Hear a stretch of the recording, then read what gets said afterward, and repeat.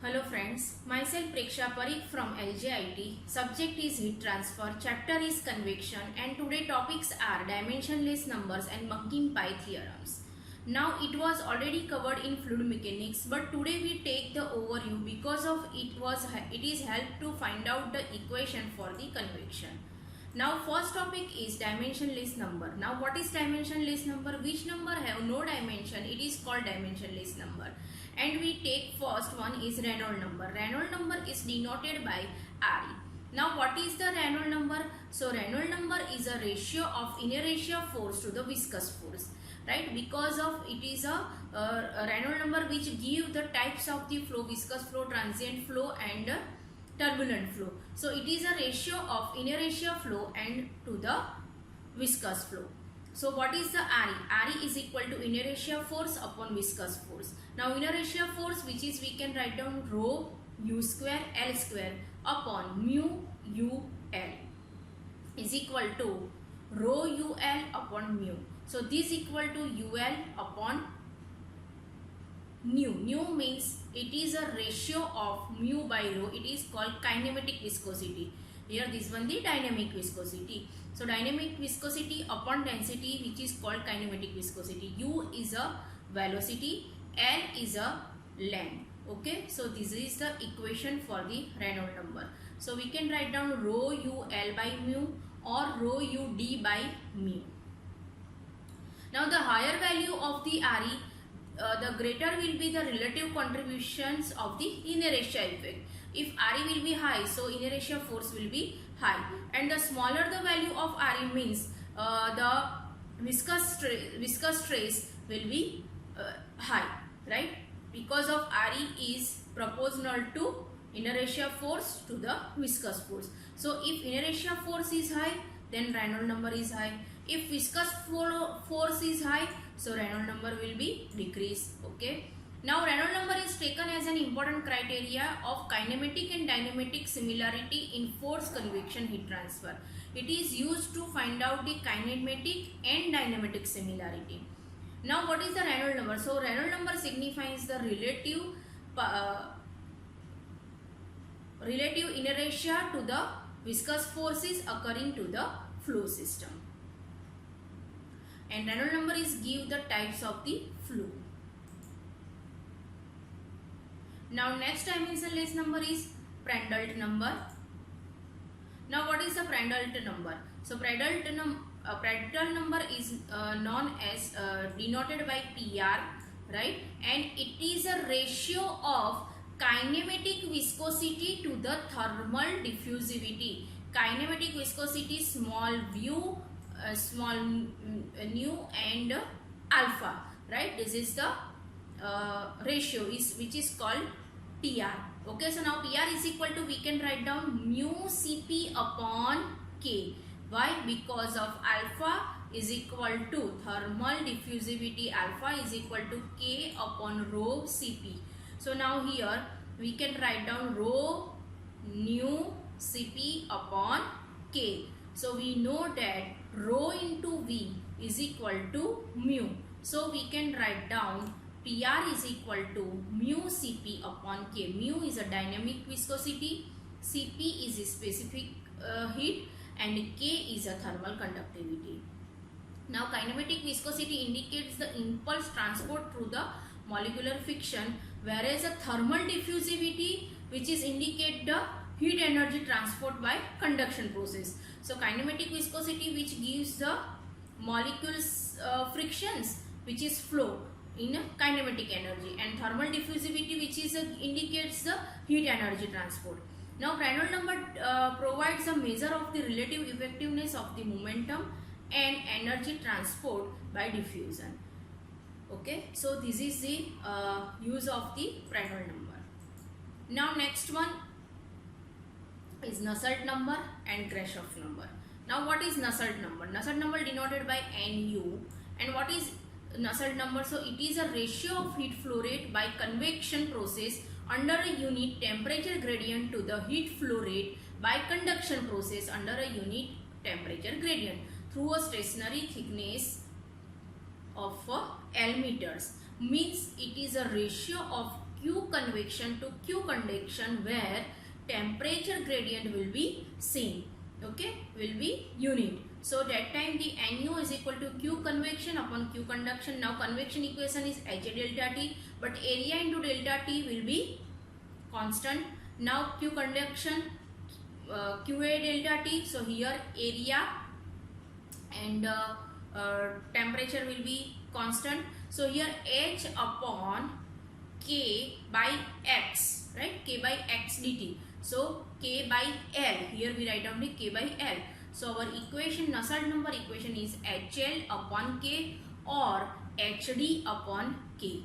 Now Grashof number. Grashof number which is denoted by GR. Grashof number is related to natural convection heat transfer and it is defined as the ratio of the product of inertia force and buoyancy force to the same square of viscous force. Okay, so it is what is the Grashof number? Grashof number is a product of inertia force and buoyancy force divided by to the square of the viscous force, right? So it is a known as Grashof number. Now for inertia force, so what is the equation of inertia force? Rho u square L square, then buoyancy force, so rho beta g delta T into L cube, and viscous force, so viscous force is mu u L whole square. Now here we simplify this equation, so rho into rho square, this one beta g delta T. Now L square is cancelled, right? Then u square and u square is also cancelled. So here L cube upon mu square. So Grashof number is equal to rho square beta g delta T L cube by mu square. Now what is beta, which is we will understand in natural convection topic. So these four are the dimensionless numbers which we will use during the derive the equation. Now next one is Bunking-Pai theorem. So what is the Bunking-Pai theorem? So if n number of variables are present in the any homogeneous equation, then we can find out the solution. So we use the Bunking-Pai theorem. Okay, so now here write down what is the statement. If there are n variables, so n variables are two types of variables. One is dependent variables and another is independent variables. Dependent variables means which is depends on independence variable. Now what is the independence value variables? Mass, length, time, temperature. These are not depends on any property, right? So this type of variables are called independent variables. But density, energy, force, these are the dependent variables in a dimensionally homogeneous equation. And if these contain in fundamental dimensions such as M, L, T, right? So fundamental variables are from the n variables are M, L, T, which is denoted by M.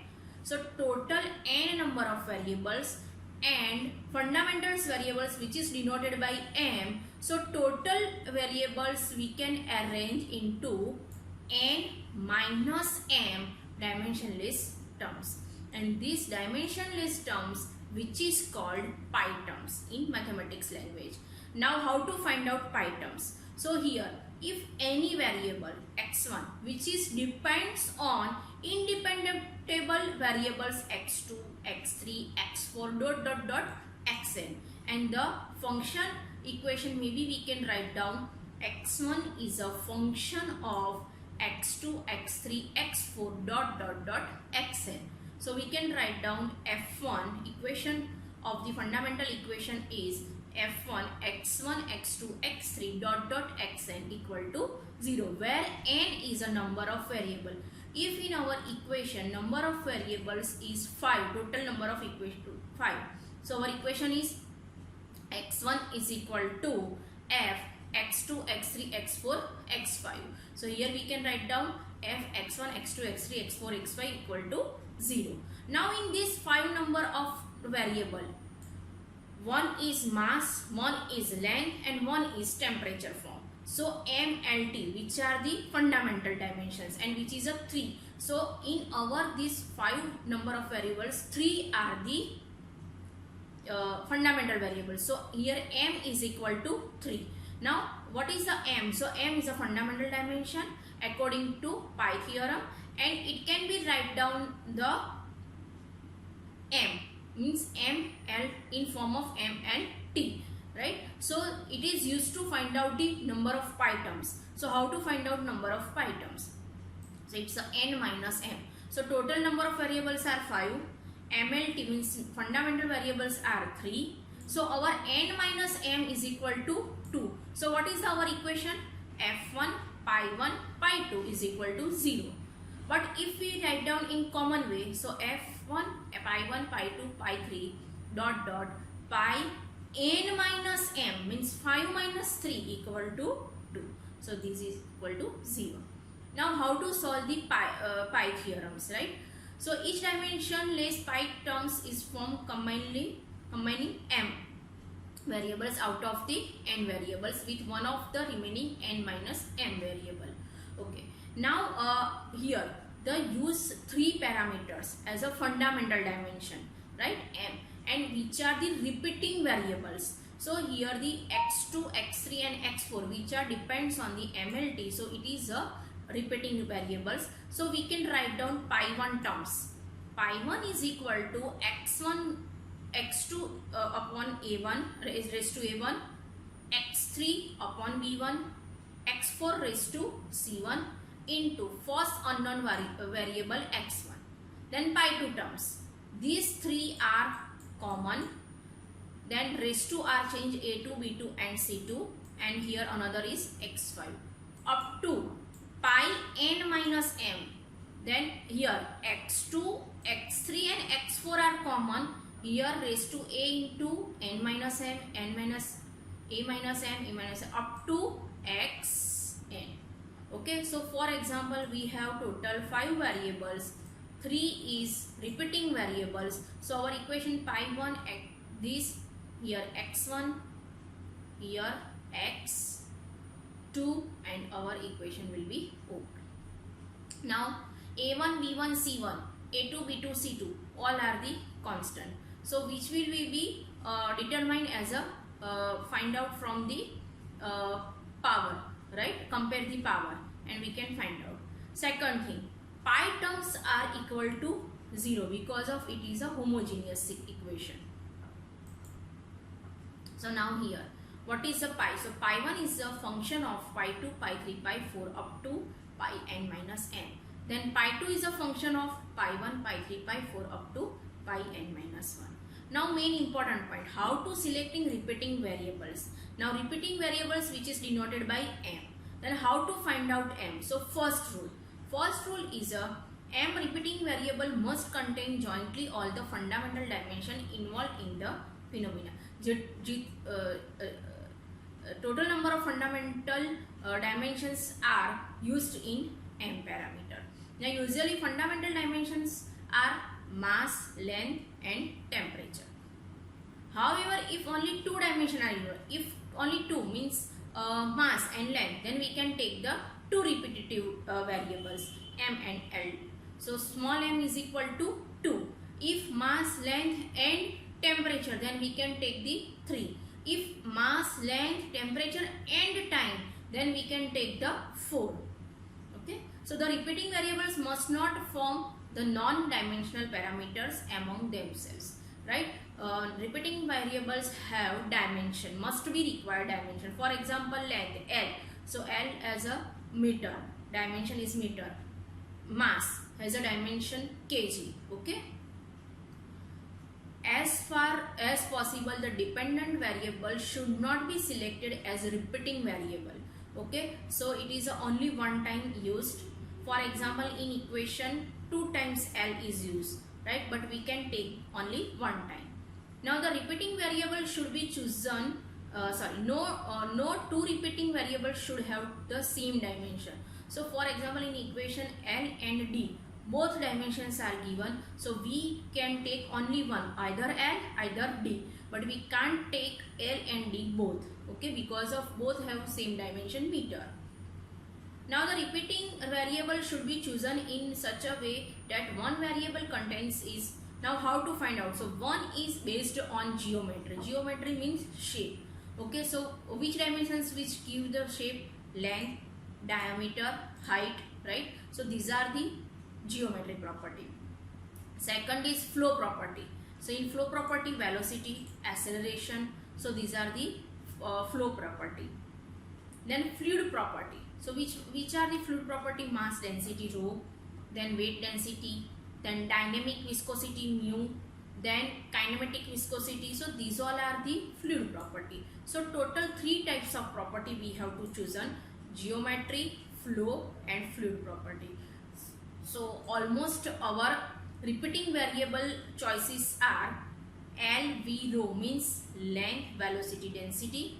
So length is geometry, velocity is flow property and rho is a fluid property, or L, V, mu, dV, rho, dV, mu. Okay, so thank you so much.